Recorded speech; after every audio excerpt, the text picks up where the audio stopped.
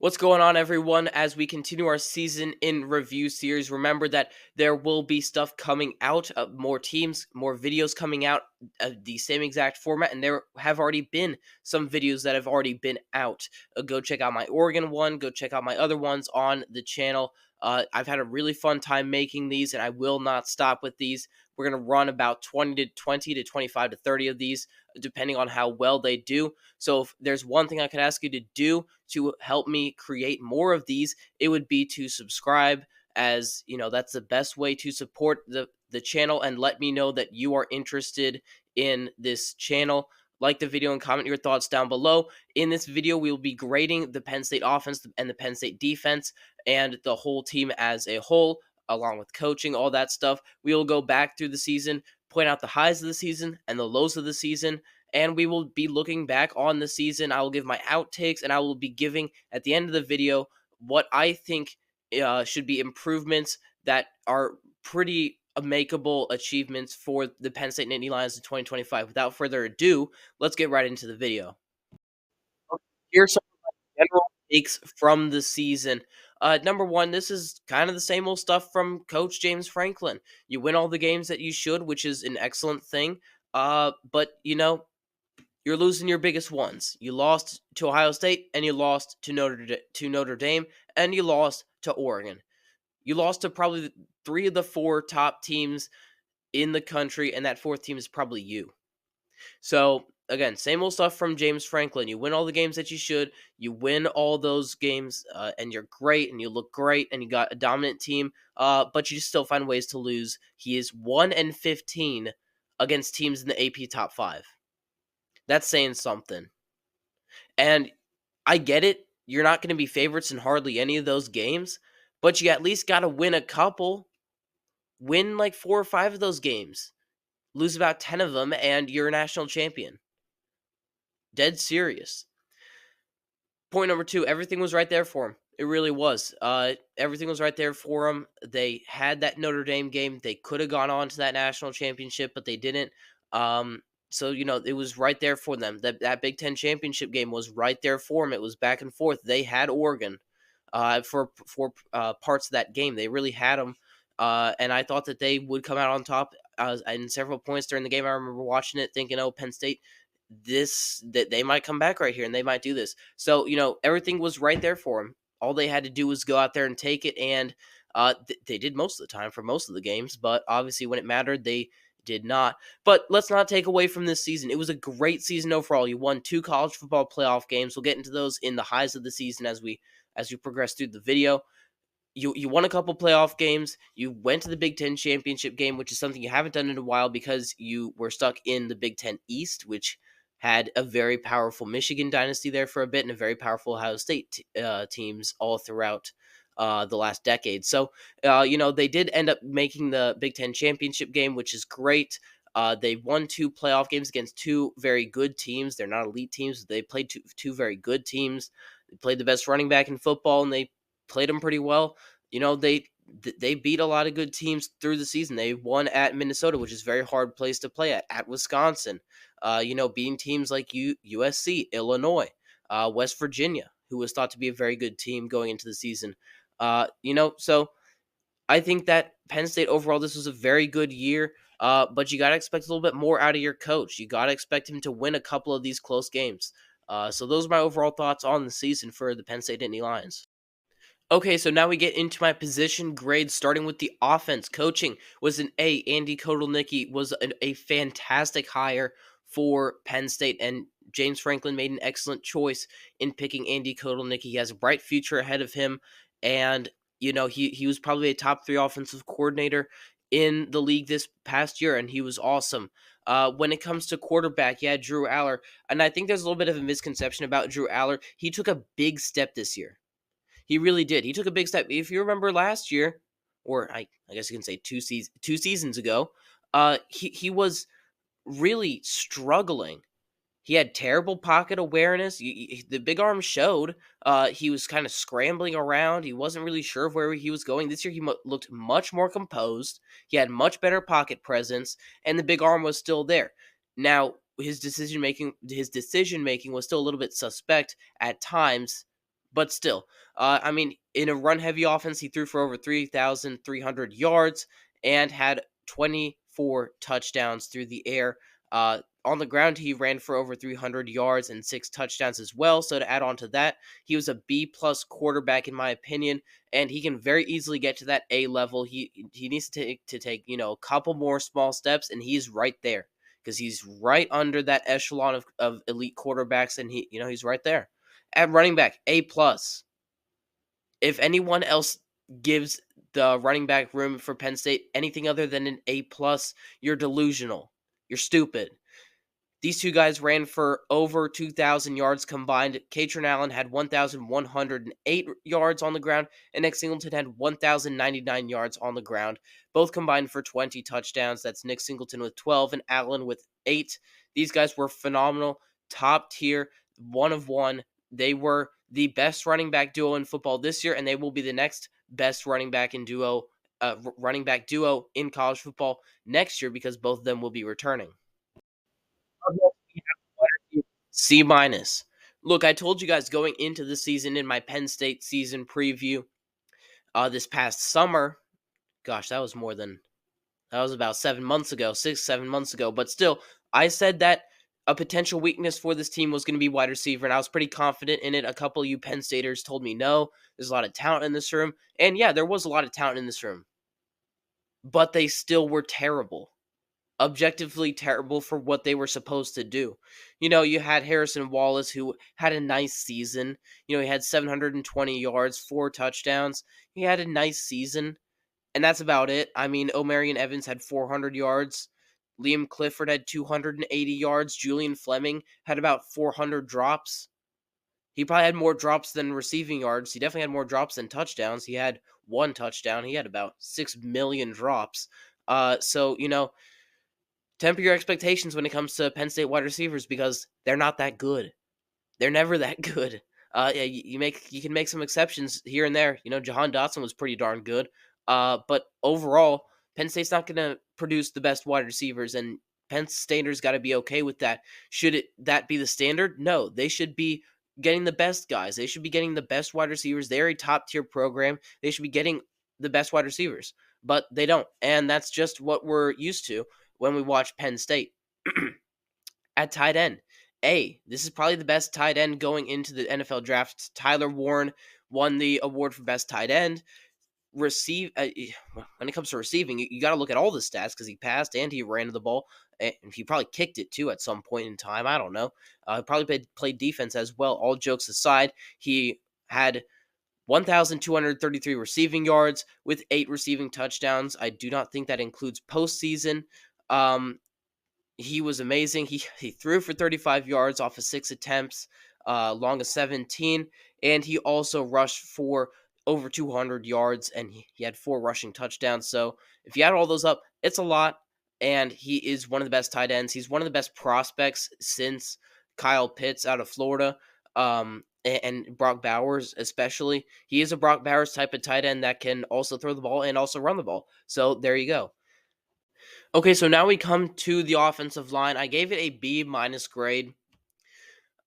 B is probably my average grade. I would say average is around B minus level for the way I grade. I don't use Fs. But that's a bit of a tangent right there. But offensive line. Let's talk about the offensive line. It was a B minus. I thought that it could have been a lot better.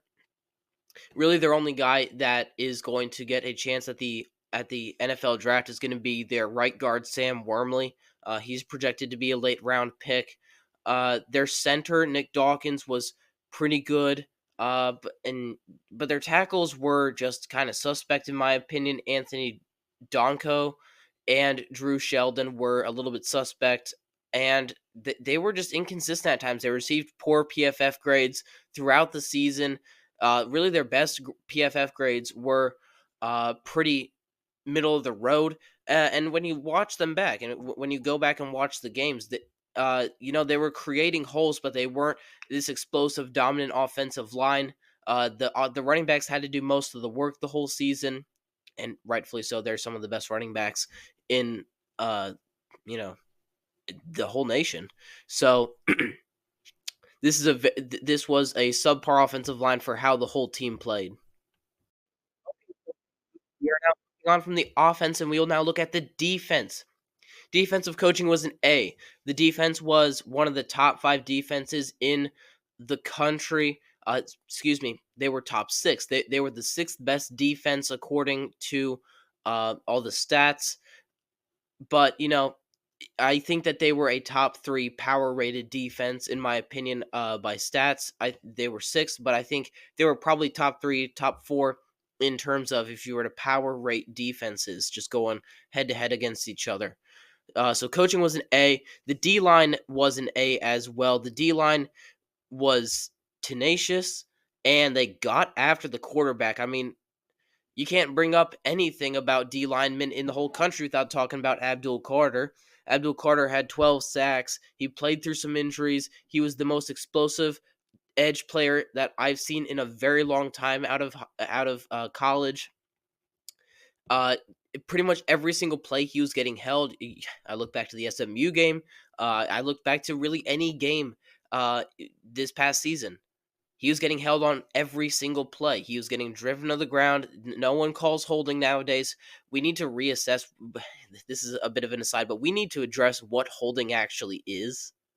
That holding has become the new pass interference. I feel like people get what pass interference is nowadays, but we need to assess what holding is because holding is so many different things nowadays, and it's never called. So that's one thing that I think needs to change. All right, so the D line was excellent. It wasn't just Abdul Carter. Donnie Dennis Sutton had 8.5 sacks. Amon Vanover had 3.5. These guys are tenacious. They were awesome. In Donnie Dennis Sutton, he's coming back for this next year in 2025, which is awesome for them. And even the guys on the interior, Zane Durant, Devon Thomas, like these 2 guys were really, really good on the interior. Especially Zane Durant, he was one of the better rated defensive tackles this whole season. And he was a flat out dog the whole season. When it comes to linebackers, I gave him a B plus. They were really; these are some really scrappy linebackers headed by Kobe King. He was really, really good with the Nittany Lions. He was second on the team in total tackles with 97. He had 53 solo tackles. Absolute dog out there. Then you got guys like Tony Rojas and Dominic DeLuca, who were kind of players that kind of just surprised you out of nowhere. Like out of nowhere, just Dominic DeLuca getting a pick. Tony Rojas forcing a fumble just super randomly throughout the game. That's kind of the vibe I had from them. They were really good players, really solid players. So I give that position group a B plus. There weren't any like elite players at that position or players that would get drafted in the first round or the second round. But these are all some really good players. Kobe King said that he'll go to the draft. He'll probably be a mid-round pick, so 3, 4, 5, 6 in that range. So props to him. He's a really good player. So now we move on to the corners. The corners I gave an A minus. Jalen Kimber was a really, really good, underrated player. AJ Harris, obviously headlining that room. He'll be there next year. Probably be there the year after that as well, as he's only a sophomore this year, this past year. And he was one of the stalwarts in that defense. He had one interception, but he was a lockdown corner right there as well. And then Zion Tracy also was a really good defensive back as well. At the last position here, the safety position, I have it as a B. Jalen Reed was a really, really good player. But Kevin Winston Jr., the free safety, suspect at times. Both of them are very solid players, but I don't think that there was a level of explosiveness that would merit them a grade any higher than a B. Okay, so now just a quick overview of the whole roster in terms of overall grades. Coaching was a B plus. It was really good all the way around. James Franklin, I disagreed with a little bit of his in-game management. It wasn't terrible, but it still left something to be desired in my opinion. And obviously, They couldn't coach up the big games well enough to win. The offense was a B plus. I think that they did overall a really good job coaching on the offense, but the execution wasn't there at times. Drew Aller struggled at times. So this offense gets a B plus. The passing attack just wasn't quite there yet. I think that they can be there next year. Defense was an A all around. You can't really argue with this one. It was a really good defense. Special teams gets a B. Their kicker was Ryan Barker was inconsistent throughout the whole year. He was missing some field goals earlier in the year. When you take the whole year into consideration, he was about a B.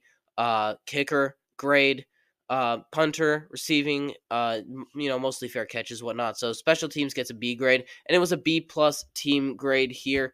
It's a B plus A minus, so it's teetering on an A minus grade. I gave it a B plus. So those are my overall grades for this year. Okay, so now we go to the highs of the season. They won 2 college football playoff games. They have never been in the college football playoff before, and they won 2 games. I don't care that they were against Boise State and SMU. They won 2 playoff games. That is definitely an achievement for this team. Let's not play that down. Let's not all act all sorry because they lost to Notre Dame. We will discuss that in the lows of the season coming up. But they won 2 playoff games. So let's be happy about that, and we'll celebrate that as well. And they made the Big Ten championship game. Again, something they haven't done in a very long time because the Big Ten East was monopolized by Michigan and Ohio State. Good for them. And it was a vast improvement on offense. They were much more consistent this year, although, yes, they did have their struggles in the passing game. I hear you. I hear you down in the comments. Yes, they did struggle in the passing game. I get it. But it was a vast improvement from years previous. They scored a lot more points. They were doing all they could. So I think that this was a really decent season for the Penn State Nittany Lions.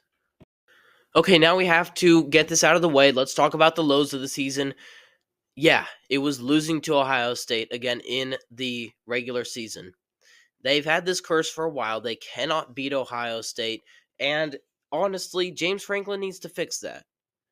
His teams have been right there with Ohio State in terms of talent.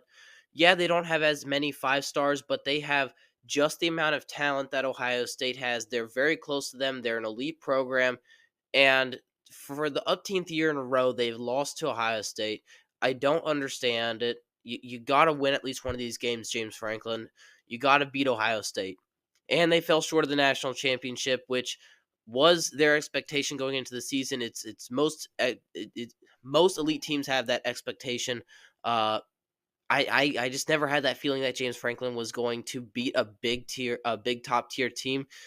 I predicted them to beat Notre Dame. I did. If you watch my videos, I predicted them to beat Notre Dame by a slim score. I think it was something like 26-24, something like that. But they fell short of that national championship game, which is a low. But you didn't have too many other lows. I mean, the whole season went pretty darn well. I don't fault them for losing to Oregon, although that was there for them. Anyway, let's move on to the last segment here. Okay, last segment here. The improvements I'm looking for next season.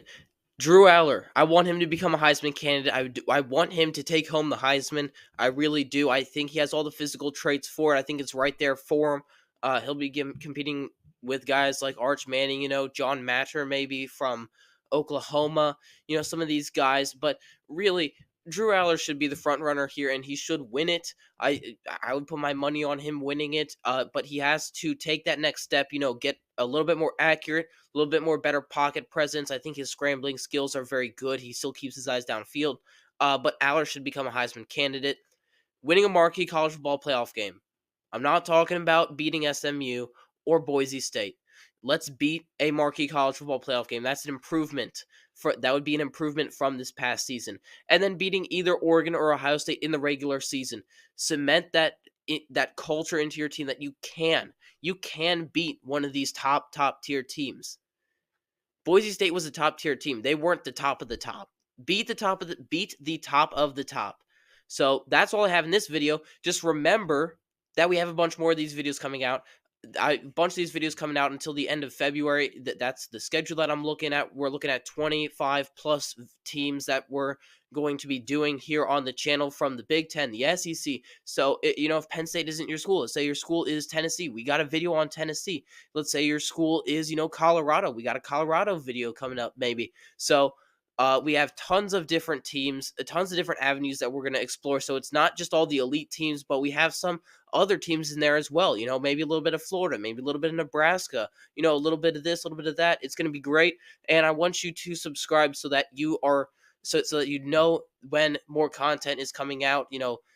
Ring that notification bell and like the video, subscribe, do all that stuff. I know y'all know what to do. Y'all are intelligent people. I'm looking for intelligent college football fans to become a part of this fan base. Ask yourself this: do you know a lot about college football? Do you want to know more about college football? Subscribe to this channel, and I will see you guys in the next one.